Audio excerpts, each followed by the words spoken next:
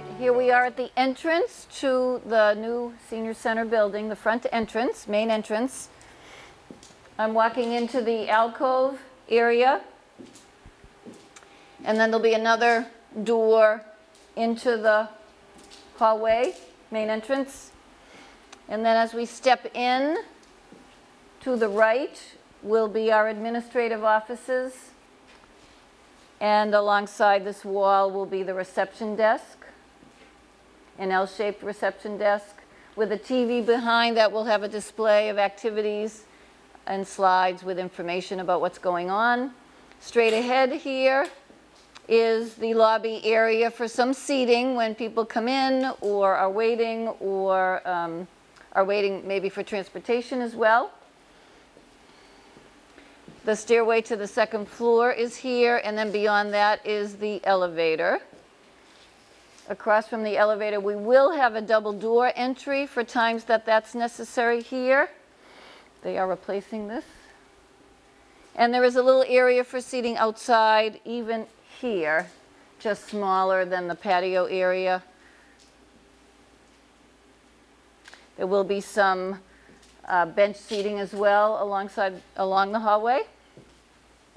As we come past the elevator, in one direction is the restrooms and also the outreach services offices. So keeping those offices separate from the other admin area and reception for the sake of privacy for clients. We're good to go. Thank you. You're welcome. And also a conference room for a small meeting area on the first floor for staff and committees, as well as an extra office for our visiting professionals, along with our outreach coordinator here.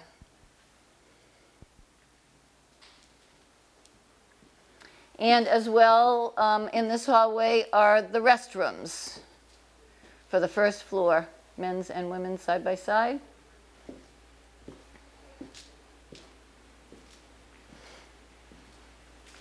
And then as we come directly across the hallway, this is one side of the multipurpose room.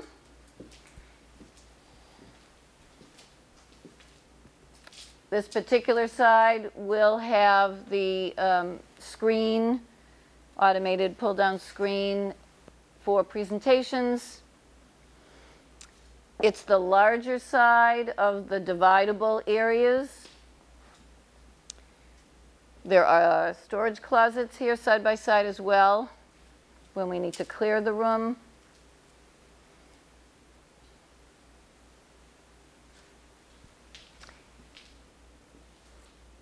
And if we go back out to the hallway, we can continue to walk alongside the walls that will have picture lighting, and we hope to maybe have art exhibits that we could rotate.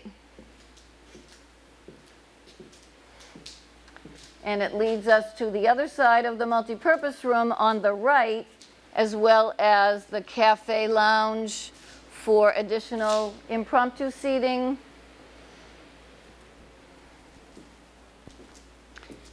This side of the multipurpose room is connected to the kitchen directly, so it would be the side where we could serve lunches on a regular basis, as well as open it up for full banquet opportunities and other programming as needed. But if you can see the kitchen service window, not quite ready to go. But that will be where the kitchen personnel could serve lunch from to volunteers who would then serve it out to the diners. There is a door here, and on either side of this window will be some cabinetry with storage for dining service. But there is access and egress into the kitchen. And then also this door into this side directly if the room is divided and a program is going on at the other side. And then in addition here for the cafe, which could have diners having coffee, a light lunch, little breakfast. There's a window into the kitchen where service will occur for the cafe, a door to the kitchen. And then beyond this, beyond this area, I guess, is just a small study or library for some quiet seating and reading. It could be set up for somebody just using a device, mobile device, where they need some quiet. Back out here into the cafe lounge area where there will be a fireplace and some built-in bookcases, along with sofa seating and cafe tables. We think this will be a popular place. It could also be just for waiting for going into the multipurpose room for a program, or when we might have an evening event. So that pretty much takes us through the first floor. As we go back down the hallway we had already walked to find the staircase.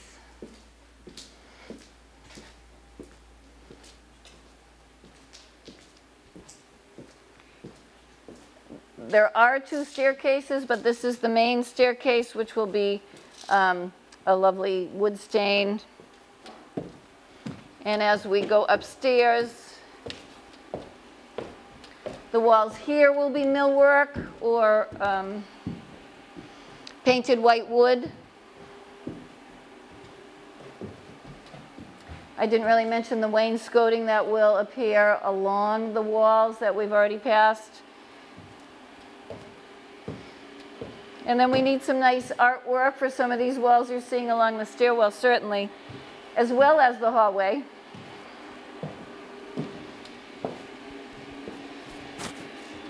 And again, as we come upstairs, we've got great light. So coming in from these windows, we'll have some bench seating for people coming up and maybe waiting for a program to begin. There will be a small conference meeting room along this side, as well as our brighter program room. So this room can seat 20 to 24 people comfortably, we anticipate, depending on the use. There will be a TV for video presentations, and as well there is a sink and a shower, which makes it eligible as a shelter, the whole building. So that is accessible through this room. And we have plans that this would be an ideal room for some specialized programming later. So it's a little bit separate from the other areas along the hallway. And it gets some great light. So back out into the hallway, looking down beyond, we've got 4 program rooms to the right, off of the hallway. To our left will really just be the wellness office for some nurse visits or some health and wellness clinics that we look forward to being able to provide, whether it's Reiki or acupuncture or hearing clinics. This was yet another handicap bathroom with a shower, and that again makes it eligible as a shelter should that happen. Also, this is our second floor men's and women's restroom.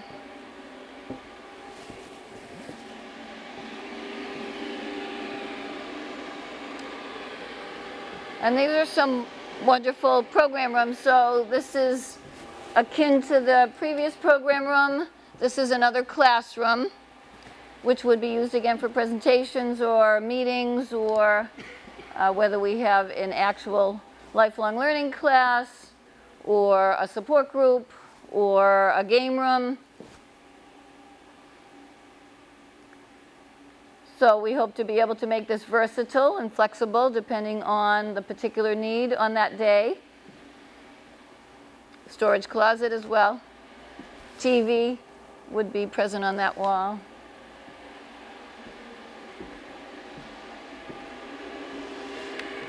Is that what that is? So this hallway already has its lighting, the picture lighting, horizontal lighting. So we look forward to being able to hang some nice art along here. Each of the program rooms on this level has an alcove where we can at least wait or have some bulletin boards with information for people to read. And this also is dedicated to arts and crafts.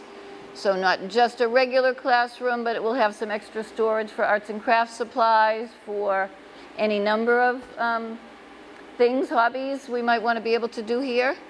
Storage closet as well. And then this room is actually connected to the game room, so you can go back out and enter through the hallway, or there'll be a door between these rooms that could be used.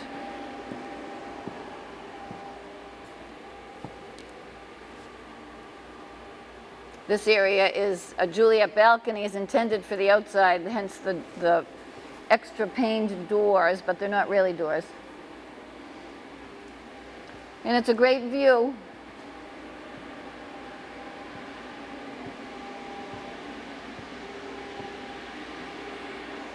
So we're excited about this room, which is our game room, activities room, which is planned to have a pool table, a special poker table, round game table, and some 4-person card tables or game tables, as well as a seating area with a TV, Red Sox opening day, or whatever else we can find.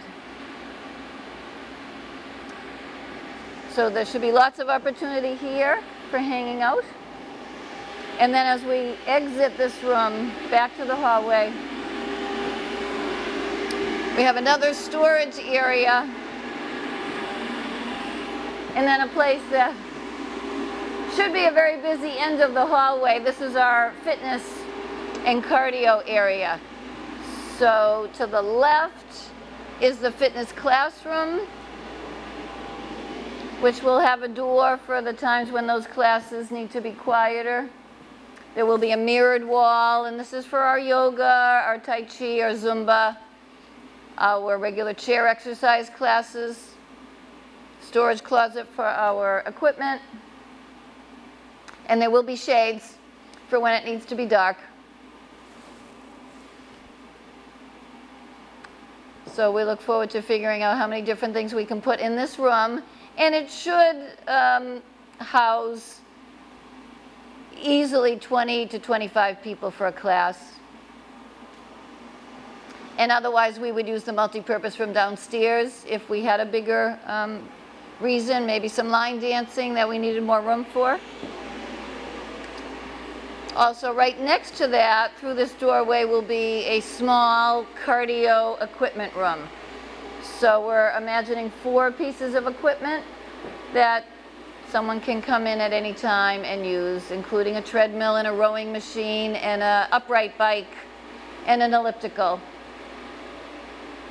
which is about all we can fit here, but it's a nice opportunity at least to get some other exercise in the building. And there'll be an opportunity to sit in this cubby area, take off your shoes, put your cell phone in a locker.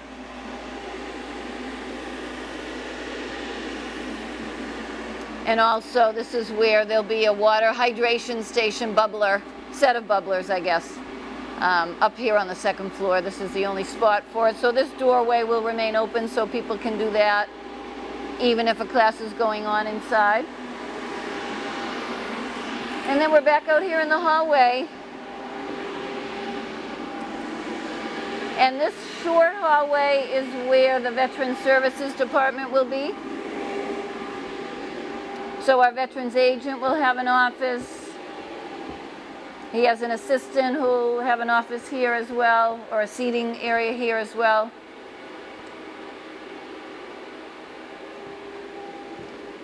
And Oh, right, okay. Yeah, this is actually goes down here all the way to a second conference room. So it's really the Veterans Agent's suite of offices. But here is his meeting room, which is very sunny. And then also, this is where the back stairwell exists, so even though generally we won't have people entering this way and coming up the stairs, there would be opportunity for them to exit down the back stairs. Otherwise, we hope we'll know who's in the building at all times, so there really should be sort of limited access through the front door. So that is everything up here on the second floor.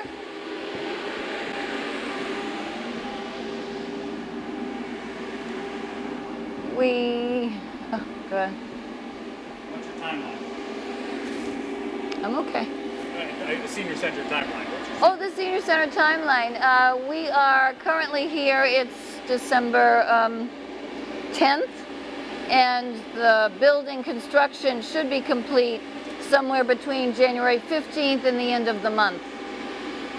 And then furnishings would be delivered and installed beginning February 1st. Again, after that, I'm not sure the timeline, whether we would be able to move in sometime in February, which would be great, and then have a little time to make sure everything is done the way it needs to be done. And then we'll only be crossing our fingers that we could open, you know, sometime in early spring for the community. That would be an optimistic outlook, but perfect, in my opinion. That would be great.